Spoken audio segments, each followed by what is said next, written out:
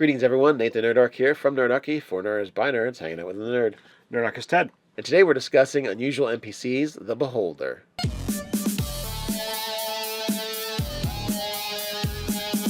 Jump down the description below where you can sign up for Nerdarchy the newsletter, get weekly gaming tips, as well as learn how to game with us.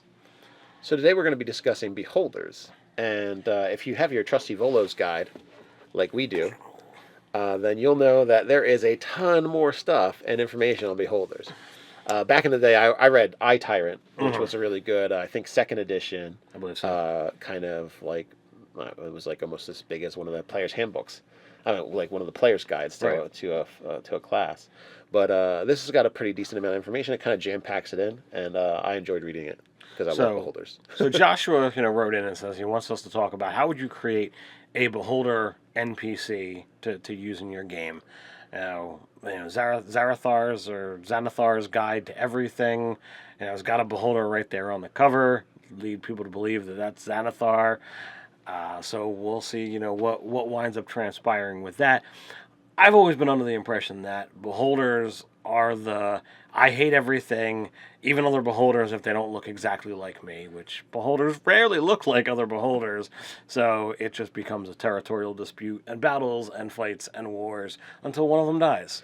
And in Volo's Guide, they explained that would be considered like a solitary Beholder. It's the one that's kind of super intelligent, really super paranoid, and that paranoia, we view it as paranoia, but it's more like just planning for everything all the time, including conspiracy theories. So, like, to the nines, preparedness. They overthink things. It's like they have a different plan in motion, whether it's, the adventurers are riding dinosaurs, or whether they're summoning angels and demons, or what have you. Consult Plan 962. Activate. Yeah, even the idea of advanced weaponry that they just imagine might exist, they plan for it. So paranoid. So, when you talk about these solitary creatures, that's not the kind of thing that you're going to put into a town. So, even some of this information is not going to be helpful if you were to decide, I want to make an NPC for my players to interact with repeatedly. It's not a combat encounter. I don't want to have them go fight something. How do I make this be something either that they encounter out adventuring or, heck, even in town? What do you do? Well, the Volo's Guide talks about what they call tyrants. And tyrants are basically like the Xanathars, I think I'm saying that right, of the world where they're interacting with people, and they've kind of toned down, or at least put it in a box somewhere in their psyche, the levels of everyone's against me and they've been sent by other Beholder to attack me. Right. They've kind of toned that down or ignore it enough to interact with communities and groups. So they might be in charge of a thieves guild, like somebody that that's talked about in that. Xanathars. Right. And they might just be, they might have a name that people know rather than, that hideous monstrosity, abomination that lives in the mountain. So they might have a name because they've talked to people and let them live, or haven't subjugated to them to their will. So if it's a named Beholder, probably it is an tyrant, someone who can deal with and talk with others and not just try and obliterate them or subjugate them immediately. I have to just say that I think the terms should be switched. Beholder sounds nicer. Tyrant sounds like something that would go and attack people and roll things and what have you. Yeah. And it'd be like, no. The Beholders are the bad ones. The tyrants.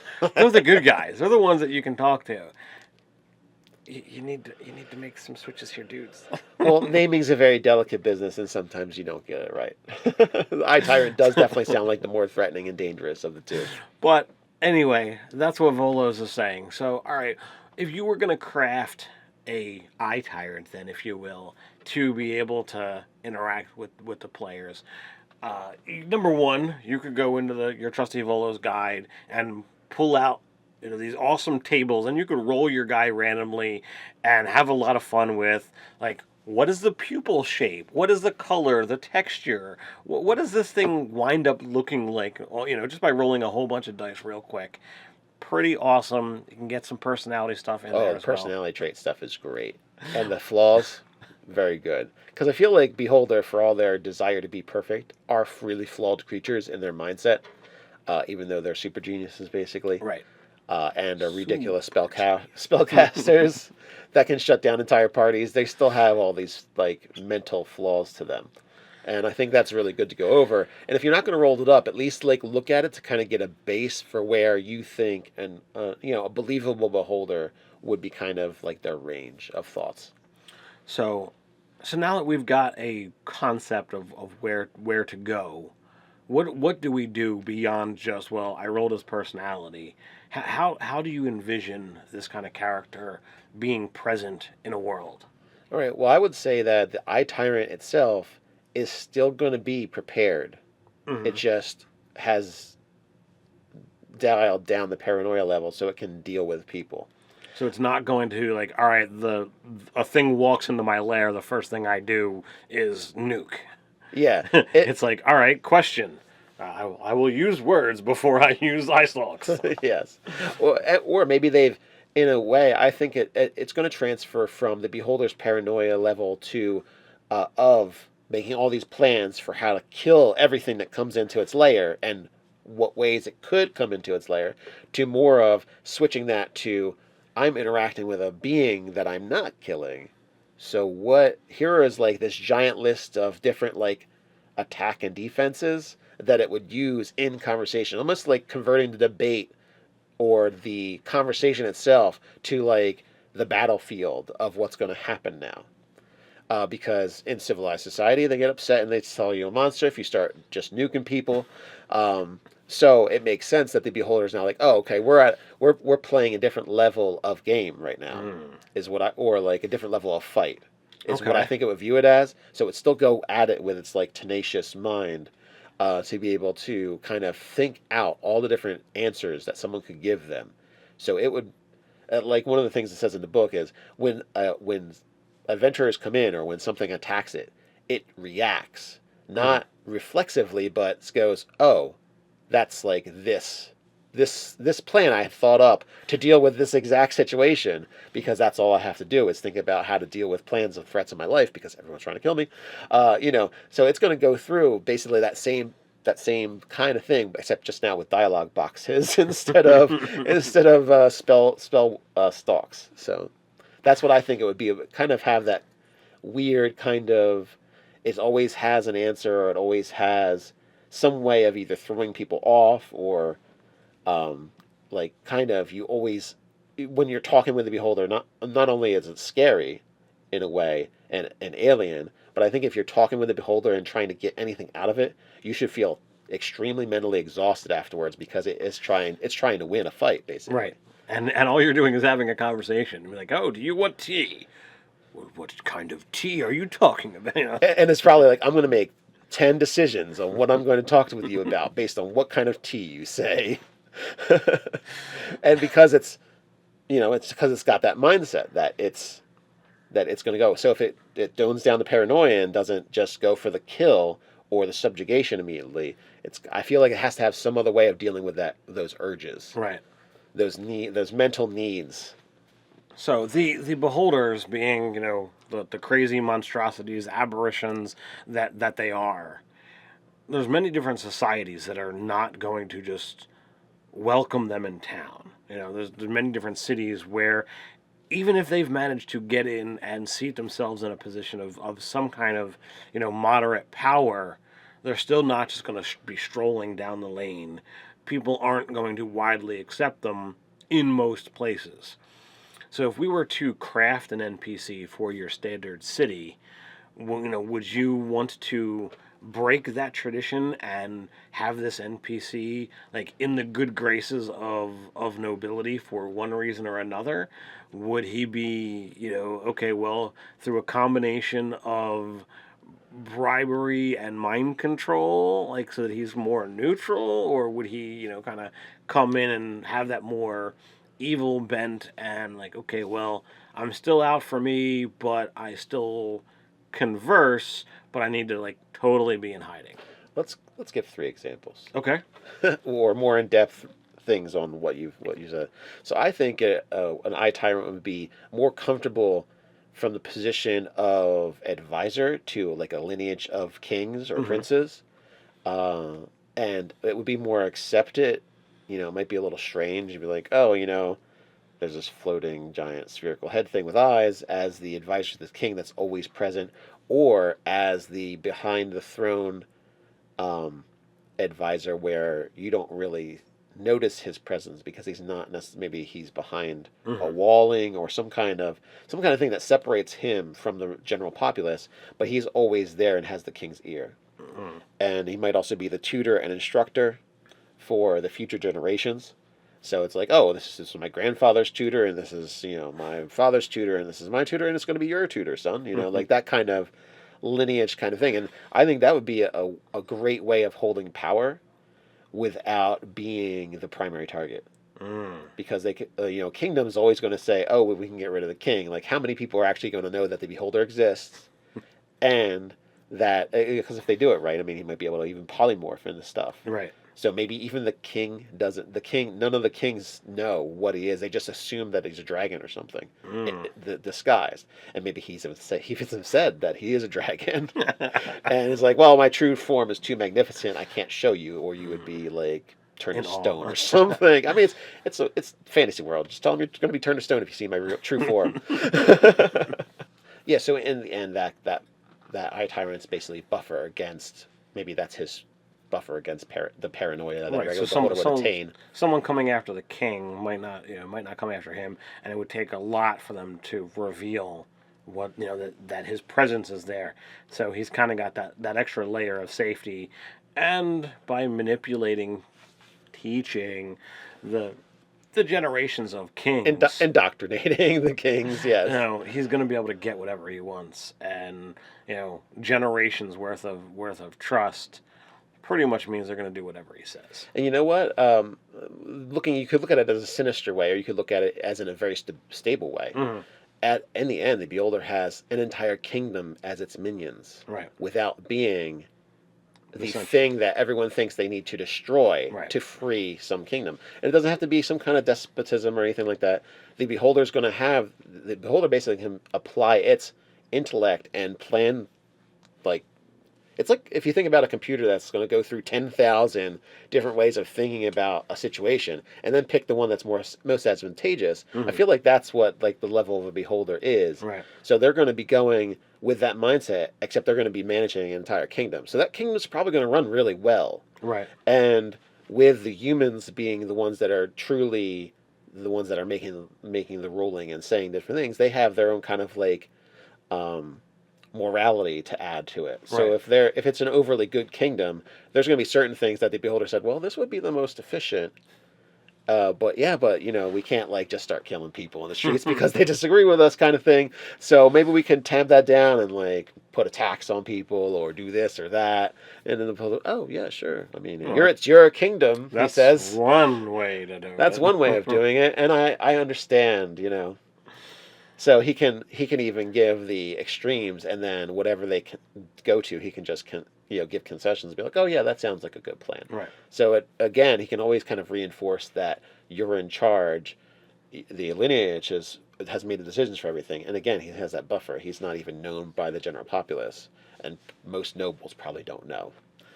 So I would say, if you wanted to look at a more neutral bent, I would want to kind of create something where there's the hermit beholder, totally, either underground or above ground, whatever you see fit.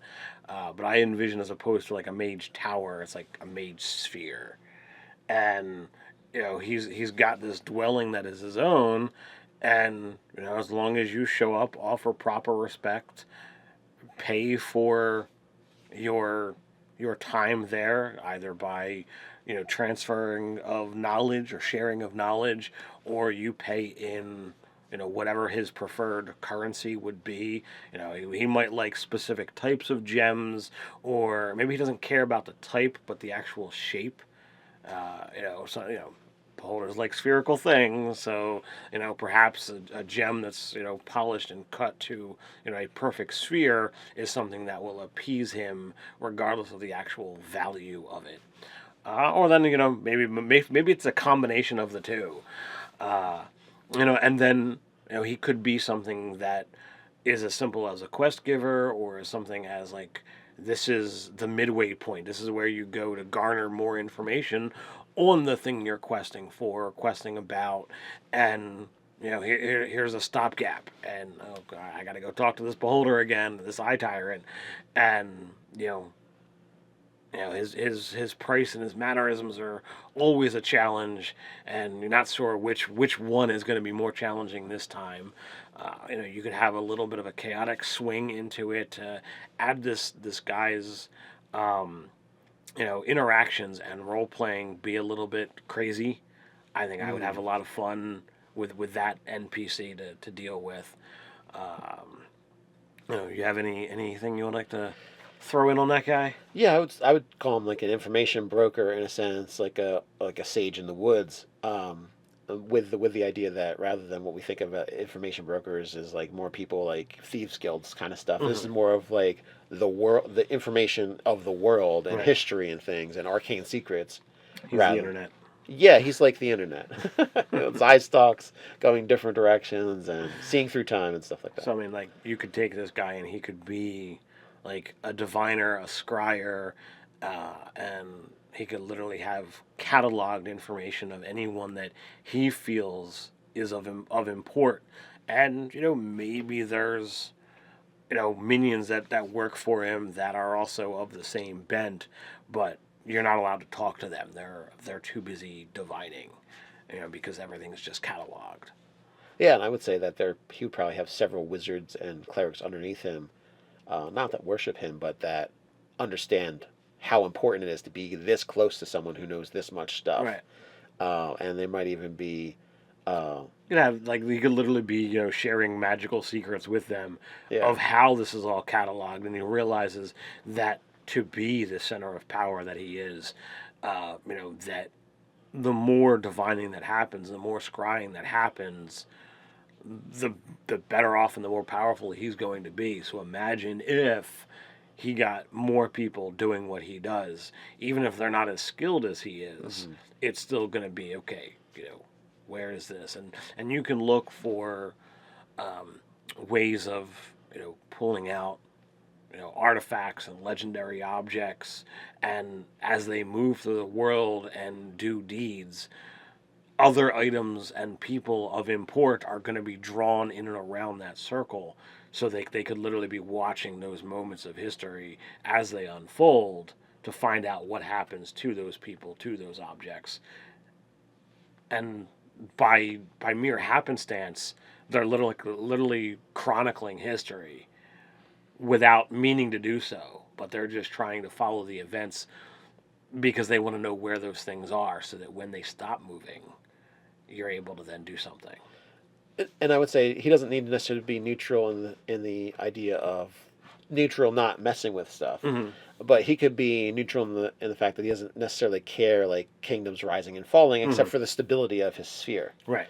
So I would say that he might be interested in a few powerful items that are in certain kingdoms, and one of the things could be that he gives quests for different little bits of adventures to the different player characters are going to interact with him.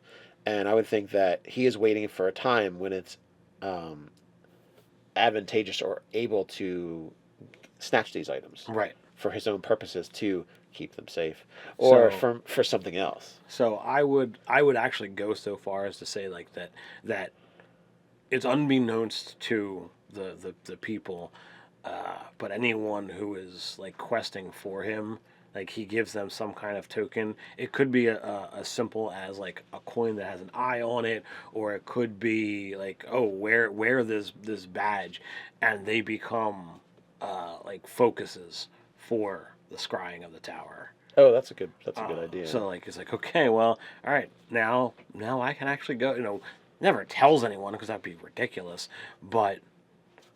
You use it as it's to your advantage, because if you encounter any of my minions out there and you'll know them by such and such, you can show them this coin and they will leave you be.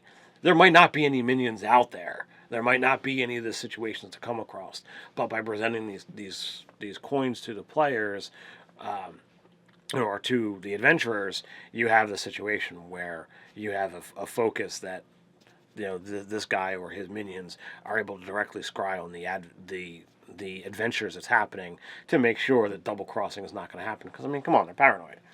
He could actually have his own conclave of rangers or something. Like if there's like a watcher kind of style ranger or warder, that could be a thing as well. And a way for him to gather information and get it around. That's less, weak scholar trying to find stuff in the world, and like somebody that can actually like kill a goblin easy or something like that. So now, how do we make a evil yet NPC beholder that's available for the players to interact with? We can go with one that doesn't necessarily care with what happens to people at all. Like not even for stability purposes, like, if people die, no big deal. Or it could be that they are set against good, like an adversary that would be considered good by the PCs. Either, kind of like, open up the villain stuff and the DMG and you could and just say, well, I already know he's a beholder, and let me just go from there and just read through the tables, and then you'll probably have a lot of great ideas for an evil beholder. But I don't have any in particular that I'm thinking of right now. So it's almost like so close to what a beholder normally is. I would feel like it just has that human that PC or other creature interaction. The trick is finding something that's not quite a villain, but is an NPC with its own motivations and goals. So, like the book offers, well, hey, you can do something with a thieves guild, but what if we tried to be like, all right, well, what if instead of it being a thieves guild, you make it, well, what if he's like the head of some kind of library or mage school or something where I don't want to get into the whole history end of things, but what if it's an obsession with magic? What if he literally wants to hoard the magic, much like a dragon sleeps on the pile of coins? Like he feels obsessed with having items of power around him. Maybe not for their direct use, but just having them, he feels is going to be like a shield to anyone moving against him, because there is so much power. Anyone coming into his presence would clearly be intimidated if he has this much to draw on. Oh, like I have all this stuff. I gave this artifact to my minions, so you mean I'm serious about killing you if I have to. So it's a way of having someone that is not going to be at direct odds with the party, but is clearly he's twisted, and when there's conversations that are happening and bad stuff happens, you could literally be like, how does this pertain to the quest? I don't. It does not. I don't have to pay Jimmy now that he's no longer with us. I don't see the problem. It was in the contract that I didn't have to pay anyone who died. It is not my fault that he did not live up to the quest that he was sent. Yeah, while a good, charitable, or honorable person would be like, well, Jimmy did die and he didn't complete the quest, but he did die in the service of the quest, right. So give this money to whoever his descendants are or whatever. So you could take it in that bent, but you literally he doesn't go adventuring because he is more important and he is not leaving his area. You would have the ability to be like, well, he's not going to leave his tower. He doesn't need to go walk through town. You're not going to randomly encounter this guy. He's not going to just be like, oh, well, I'm just going to go on a killing spree through the middle of town unless people are stealing from him. And he could do something like live in a swamp because it suits his disposition and no one else is going to bother him except his own minions going in and out. Well, I was trying to keep this guy literally in town and hidden from. But absolutely, you could have it be like his lair is elsewhere, and he has a presence in town, or he's not even in town at all. And you want to go talk to this guy? All right, it's a perilous journey to get there. Well, I would think that would suit his. Especially if it was a like a swamp with hags in it and things like that. Some things that are other dangers, but it lives there and they don't bother him. Kind of like a show of force. Right. Like, oh, I live by this dragon, but he doesn't bother me at all. that kind of like power level where Right. I mean, because like a dragon, there can be all kinds of terrible things in the area, but most likely they are like, well, just don't let the dragon see you, or don't bother that dragon. So then instead, it's like don't bother, We have an understanding. Iftar, the beholder that lives down the street. Right. Yeah, we have understanding. We just leave him alone, and every once in a while he sends some people out to do something. So We don't ask questions. So there's several examples of how to use beholders. I think they're an amazing creature. They are an absolute staple to Dungeons and Dragons. So it begs the question: how do you use beholders in your game? Do you do anything special with them? Are they nothing but monsters to fight? And how would you use them as an NPC? So put your comments down below. While you're at it, don't forget to like, share, and subscribe. So check us out over on Facebook. So until next time, stay nerdy.